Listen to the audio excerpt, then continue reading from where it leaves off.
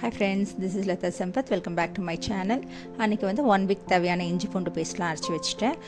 இஞ்சி கம்மியாகவும் பூண்டு நிறையாவும் சேர்த்து அரைக்கணும்.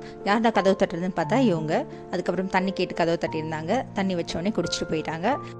இது மாதிரி வீட்டுக்கு வெளியில், அதுக்கப்புறம் சின்ன சின்ன கப்பில் அங்கங்கே வந்து குருவி, காக்கா, குருவிங்களுக்கெலாம் வந்து தண்ணி வச்சிங்கன்னா அது வந்து அது குடிக்கும்போது ரொம்ப ஹாப்பியாக இருக்கும். நம்மளுக்கு வந்து மனசுக்கு நிம்மதியாக இருக்கும். கண்டிப்பாக இந்த விஷயத்தை ஃபாலோ பண்ணுங்கள்.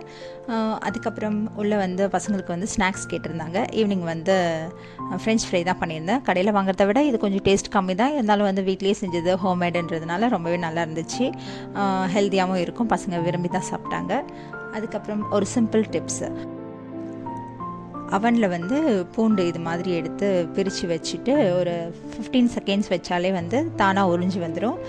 ரொம்பவே சிம்பிளாக, ஈஸியாக உரிக்கிறதுக்கு கஷ்டமே இல்லாமல் ஈஸியாக உரிச்சு வந்துடும். வீடியோ பிடிச்சிருந்தால் லைக் பண்ணுங்கள். ஃபஸ்ட் டைம் பார்க்குறீங்கன்னா சப்ஸ்கிரைப் பண்ணுங்கள்.